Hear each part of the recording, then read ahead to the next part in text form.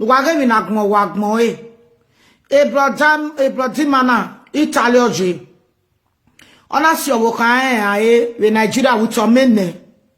Origin ye simi na deport no rio wona ya awo owokan Ona we jo owokan lulame or when he take the secret like dia.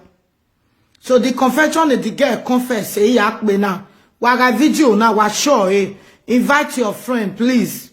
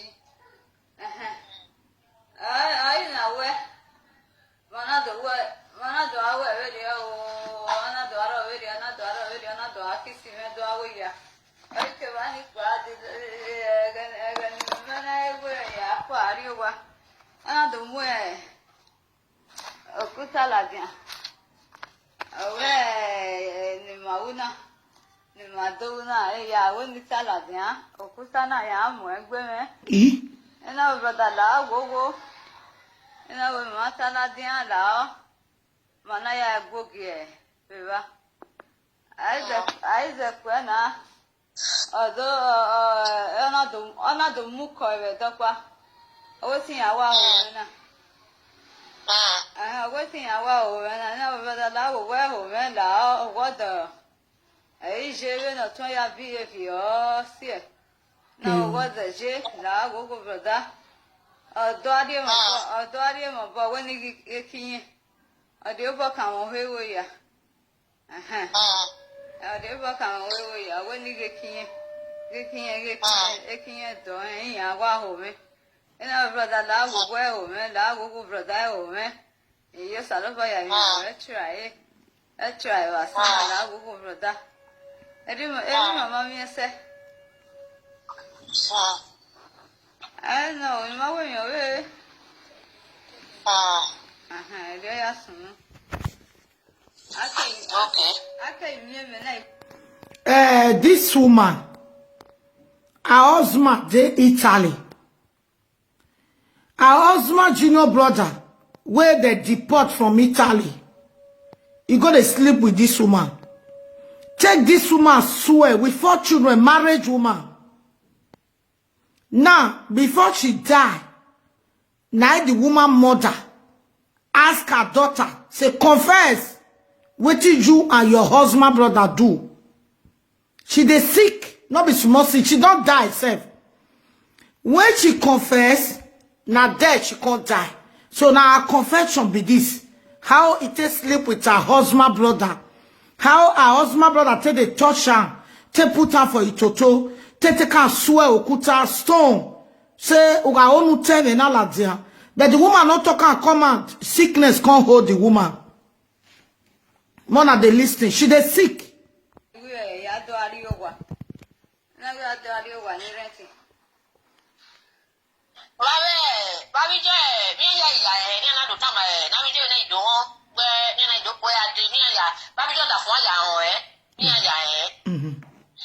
Festival be mane. Festival when Nijiya do you marry you marry study you magi understand there. Yeah, Salia festi era da famiglia na do adiado. Yana do anemo ta ave tomo siwe yana we no tana meta no abioge no. Mena we sin go meta. Okay. I'm sure the father don't know where una see where matter. Okay. Espali home gani mi ataya bioma ho. O ari pala oya. Okay. Boy kai mi ata. Mi ata. Mi ara ata we o ni oku eku o ikunu wife kuna ma. Mi ya itayo ijo da fo boy ita. Iyo da fa ma na sa iyo da fa na to na we yin ma ni egbe. No ma keke ni wala wa try. Only other from a tie where the other from Wetin when you was the time of Bakaka. Because they're in a Festia via Dibu. They gave me no sooner. Okay. But that's where or no water, your man no water, that's where no where Vienna, I did go stand.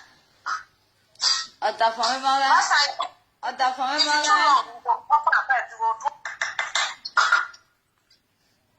at the family, no gas, no, the family. And when you go around with that family, started now with when we go get started now when we go get it, and that's also women we go get. Okay. Why we show that for the near where for that for get Mama will go. Yeah, well, Amen, mommy, God forbid you reject it. I got that from any other phone away. Other phone to be I got no answer to a boga lily. Oui, hello. My love, good morning. morning. Away. Oui. No. Away. It is still female in a tie. On Facebook, I do. You do work. I don't even know. No, say this one, they silent. Huh?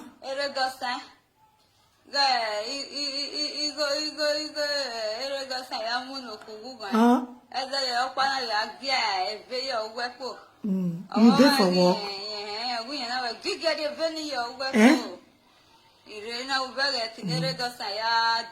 If I finish, I'll call you.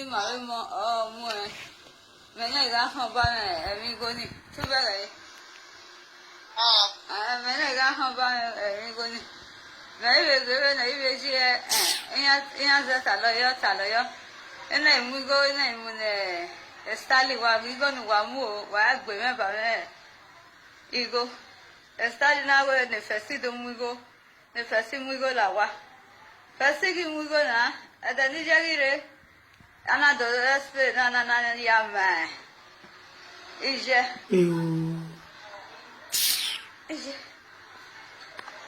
Espe na go sansibo. Ai espe na ma jena. Yana do muigo yana munije. We go Nijana, Ijana, we go Pai, Jana, we go Arigwe. Ijana would a good, don't we go get our when I will out, Igale, Bona, Mugwe. Now we are seeing our ego, or my coming can go do while Mugiani may come. Egano. If I had a young way bugbear one day. Okay, then wait. That West, I the way I'm moving. If I see the Amara Pamabo, when any second Sally. Now, Rasalu Vega can Eregos and Donna. And I when you go now when you move in, Mamugia, and I was also quarter. Now a good woman. Now we have to 11. Egano. Well, much about there. It must have a mommy, it does have no very much about Mamma Bob, when I were in a way, one of the other on my way. Mother, you, my boy. Now, I know some of them have fever one in a top. A fool. Okay. You want that back? I will tell you that you way. Make that we don't have to less than over 20 years. It's over. I must know my Amazon, what really cost time. What you are I'm not of money, no, Yasunu.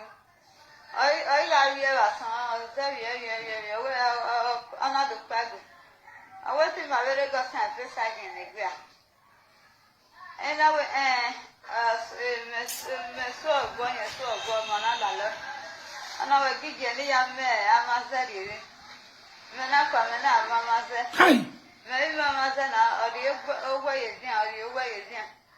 I was so clear, I was so cool, and I went in after I will more in another fear you are. I don't know, I go, shall take you early, go now, here you see above here. You go, though. I went to not on you, son, and your number is so far, you go, though. Easy. There are some more. Okay. On my radio. I hope maybe I will tell you I'm a perfect, my bio. Oh. Maybe I also know where Tana. Okay. Mama, it's okay. Jesus Christ. Brother me Wetin. A message now can you learn from it. Ugare una aro water. Una aro water. Uga love ye cook be ave, you are in trouble. Why we munu be bagay on motor. Beg again, Anna. Ne ma be vessel bana wune. Okay, I will not confess.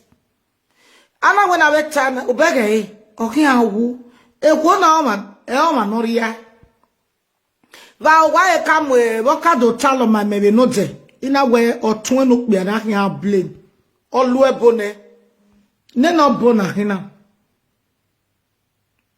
Men we wan yo gisena. Egbe mi nizobo jo oye ya jo bege. Ye na ke Italy deport to Ariowa. Ona ya azobo. Egba na bana we na wati e bana we baba we mi me. Igo wa mi we. Gay. Ba ene no bu. No ya ze iku obu. Weri ugu kulobo yo wo kun tun hene. Osalobo aze wa vivie lene. Brother me do watch me view well no twena. Because he je o pokme epa ebe no akwo ese. Ogen we ya wo wo kun tin we ne o tin we no dion. O viera bi ju wo kan no si ayogwa. O we yo we chama no do ago we mi sisu adipoti we no do happy we. Kwa bere obona dipoti o ma bo Marital o. O iwa se Nigeria ho ame bugbe e ya wo egbe. Ona asili pigo jegbe. Imagine why jo double. Maybe all those small boys. E chentrol boyakin. Iye me mi rock mani ya unu wa. Iye me. Gay. When again na wa mose sege di gay. Iye mwe picture ge gina. Iye mwe picture ge gina. Even that in ya Georgie we o bet. Uga amo bobo we ge na. Una amo bobo. Petio saloboa. Una we zo eto. Una zo eto na muaria webo. Una wana mamazare. Amazanu nu we unu we te we ni ya we mu we. Oh, ni ya ba otun ya scatter. Do watch me. Ya imi e owe no de ya te we beria na egbe makwe na we beria. Egbe makwe na we beria. So o men no bio no tun ona jinya ke omo na meje. De nugu geni na. Una do gbo wo kan tun wa. Abi o we mi bo mo bo tun we otun mu we ade Nigeria. O we bo mi oboya. O ko no wa bi o mene. Ah? Uwe no wa ya bi o mene no ti we ba no ye kan we a. Ivano ye kan we bu na do when I wo bo we gikin. Na wow. Okay, date woman na ma ho mi bana. Orije ke Nigeria do we o ma e go tun e we ne. Date because ikwo bono fie we you are no matter. Ikwo bono rogo jo no ye ne boyfriend we. Ikwo bono be o be mana me go jo won ni ma kan e girlfriend we ye no. E boyfriend we no. E o da fun we ona mu go jo wo hu ne o be ga gbo boju we kun tu ta mo da fun we o ma ta mo da fun we when ya te e pos when at e pos iwiero e ya wa ya mu ya ono na bana we ti iwiero gba egbe iwiero no gian ameko ani ado awa gian ameko ri wi a u ga en go da fun we mu go ju ohun o ho to pe abe so wo bo o ta mo da fun we. Kosi ulele me no ro to iketegbe aja we ve mi ogwa o amaja we ve mi ogwa o pe abi yin ni right no ya da we kunji because o we are no enegbe o pay bride price we ne u accept e bon mo we will you marry me u ga e we go we keep you pa evan your way but then a boy na je na e bo yen lo e bo mu we e bo mu me anerun o ma no lo e bo no ma ga sikoma. Usalobo save my work. Again, now a Christian, the way she talk. They Christian obana ye kwe. O mama we no tun na wa eko yo bo wo egbe we be de kulo bo yo he o tun awa na on record egbe na keke no wa records. O ma dan o kin no wi ju egbe na gbo wi je wa. Na wa mi o wi je no ehia, ami o wi je no popo ma. Origin no set you wo continue or wo continue o ti me gbewa o ti me set e up o ti me point in e umana le no wiju na brother me o wiju na no zo bo me na ne frustration ya la igbe no ya kin obona umana le no wiju na o gbogun ya vi wele ne wa le ne uga bo wa na yin va kin onu ya boje area ne kin ayi were gbe mi e le no wiju na o ti gbo a o eti fie mi ameko yes ovi jazen akina ovi jun dan akina ovi je no ma enegbe na akina ovi je no me evil spirit no remote le no vi jouer na o honi jouer we o ebe tamia wo ale ne lene cho anu vivi we ne neni pa e blame mo kan we o mo no mi e man na e boy na this small rat na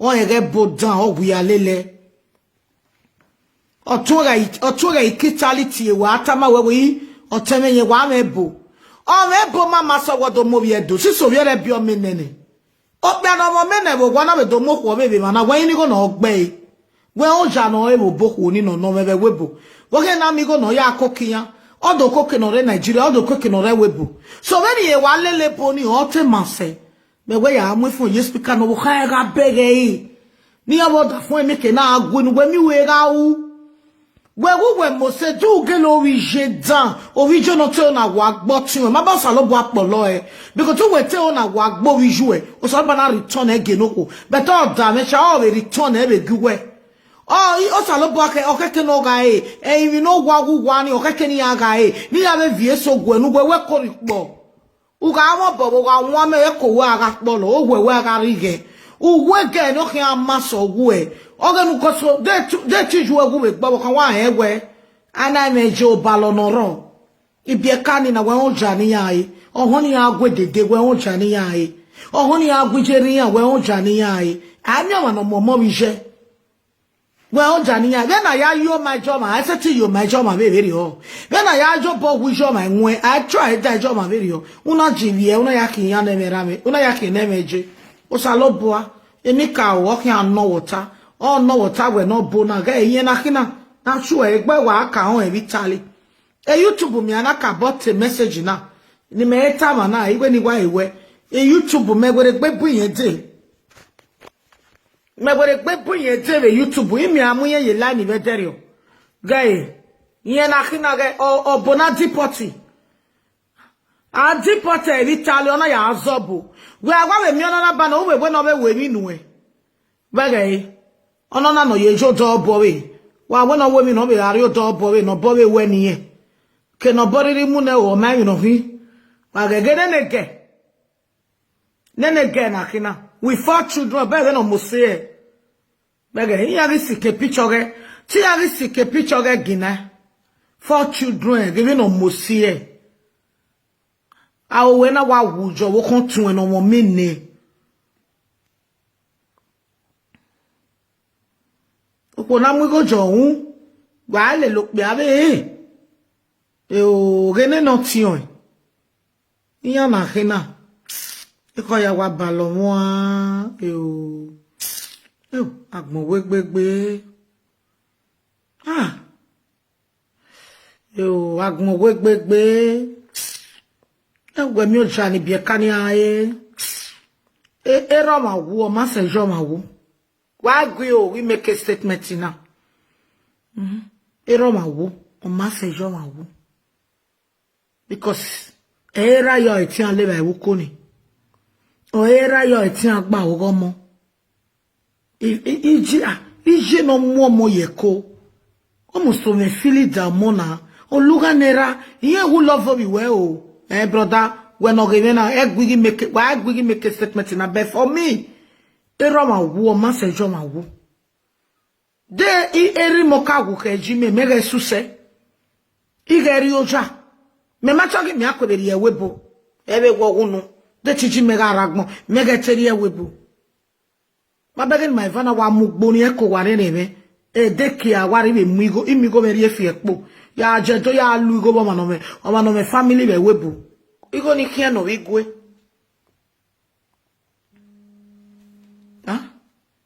Igo ni kia no igwe. Hello? Oui, chef.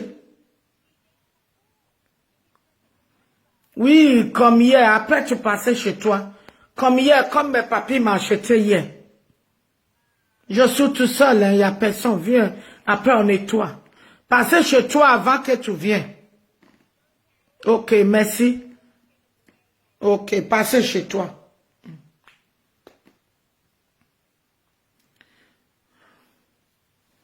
What touch me? Also, again, now with marriage, you get with moving via Vasiwa. Why look down on my message? Why, anytime you give a message, you be talking it with me by, because nobody is perfect. I let me rock man pass. Iri away marriage. Go down yo. Already 4 days ago, I be 3 days ago. You na chiko yo mo. Ni adeo, ni do ven yowa. Yes. Ni do ven yowa. Me ya kati na kati no bia. O me we se tumi ti yan bo na be do tie meri. My vanari mudia. Ogbe. Na tami ya we. In one condition, I have yowa because I said him motaketa. One no any go no yari go me every month. Yeah. Saloba beg me ni ka beg me. One no tiwa. Any go no yari go me every month. Because so one meje bo pay yo. So ga even yo one na ita me bone bo stop. So one no any wo ya pay go wa me. Cause he me take we wa with the marriage when ya mo ade. No ya ade we bu. Iyan na gegbi yan o. Abi ma right? Not pa o, not pa na ge not pa o. Na we yana ine ye go we no wo kan we ta na. O we ye ho. O we ni e ka se keni jene. Ni a forget him you ni e ka re keni me jene. Na we that is good. O pa wa ta we ni ven wo wata. Igo wa me was 670 euro. 80 rooms, self-contained. 670 euro. Every month, Hukba was 180. If I not pay, I pay Hukba 1 and imagine. 80 pay, but I will only pay 30 euro with 6 months. So 20, so 15 euro, I pay Hukba with 6 months every month. But, can you mena no see stormy every month. So 200, 180, 190 pay Hukba. Don't they bag wa, but he pay me. Don't they bag wa, we might go on in video. Is that no more than 700 in he pay every month? Now we water because in here we're getting now one day. I got joko lulame. No wefo. O biara match we. Utama wo. Umana tama wo kan we. E order for we buera mu we woni sa. Ugumye ni sa ya to tayaga. Ugajiku umane we no ya go ma gbe. O gbe ahin apin wo push e kere la owo deje. Owo doje oni gikin awonu we. If not so, emi no ligi, emi no ria. E boy wa mu we wuhe. For good 3 months e boy ni ede. Wa just picture nya we mi no paro. Wa ri ofik mojo boss. O gbigbi wa awa osie. O that's wo pia awa. Wa na ya ven yin wa no pa yin wa. O wa total yo gba wo kegbe you are in trouble. O pe we am we dede you are in trouble. O pe anu ka lele ka fin ba enu you are in trouble. As you will communicate with you are in trouble. A boy wa mu we wuye. A boy o ka mu wa. Okay, wa e kwon mi ya gbobo ye we kebe we kwon mi e boy no mu we ye. Afira aso are egbo anyo e boy no gbigbi no ga ni mo. So you must tell your husband whatever marriage we do wa worry be kanu. Ori bieka enu wajebe webo na. E marriage we do ori wa bieka. Wana mi na abi ko no allow bebe ga gbobo jiyan ko. Ebo omu ni yan we gbe. Ebo en class. O we vuvu. O vu. Roa. We gwe mi. Odugu ga ona mu no nu wa. Eso iye. Eso yeke ho e owedo gbugbu eso enwe gbe mi de ebu odo mu were enwe because uala okpe no yo bo kan we wa tegwe ba ibi e kanu e ya ven yowa wa tegwe okpe be mana nyo ma pa wa no ebu era mu we wa hin wa nya ka hin wo ga yo ba lo we wa mu hospital e ga operate it don't take time we can't operate it. If you operate it you will die. Umana confess in ebu eni epanyo wegbere.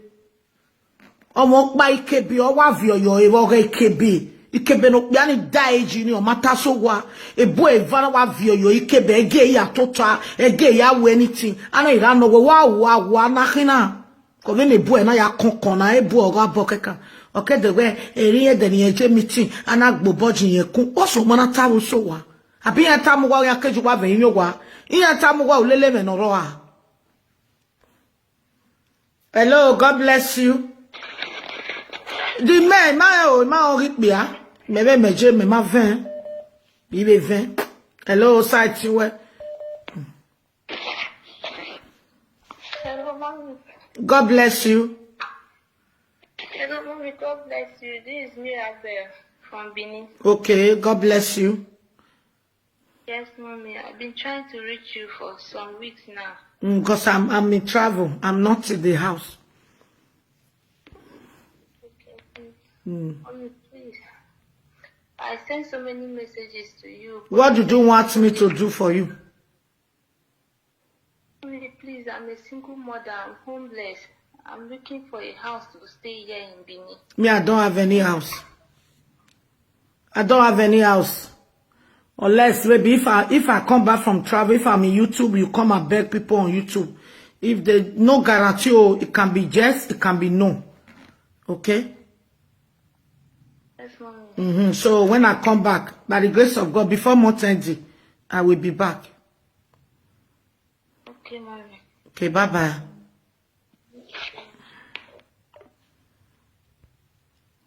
Ena time no be na we dey to we time me when you wa. Ina memo bovini na eh. O memo bovini na after many years in Europe we ba me do no na. Na memo bovini na.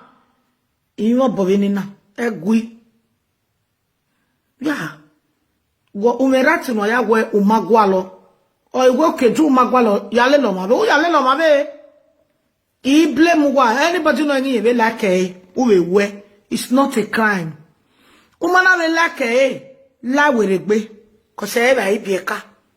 No me ni tara. Nuwa no bo pe mana ri go nuwa wa ya ami ebo ego nuwa do ya ri ba wa. Social ni epu wa. Ba ga office yen ya ga mu no ya yo bo mu no wa nwe. Aga ya we ven mi go ga dan we. Ebu opa na mu we wi pe nwe. Eso be mu ya ri we. Oga onoro awu yen do gue. Eso iwa mu ya ba o he. O wa egede gbe mi no ge. Be no ga gele. O wa strong. O wa ro awo edogu e ri bege umana confess ne awera wareba gwa nokpa. Hello, God bless you. God bless you. Mommy, you are talking. Isa o satin we. Mommy, you were iwaro ire Facebook ma ya close ba. E ma expect ma bo wa me ya be close.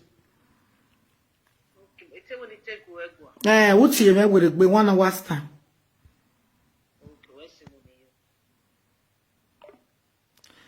We show you what? No, it be do yero, it be do soro neru way.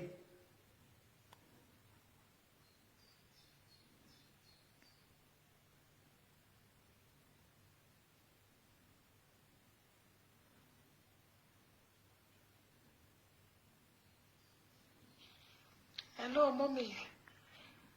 Let me see. Wamaga video. Now like and share this video, please. Like and share it.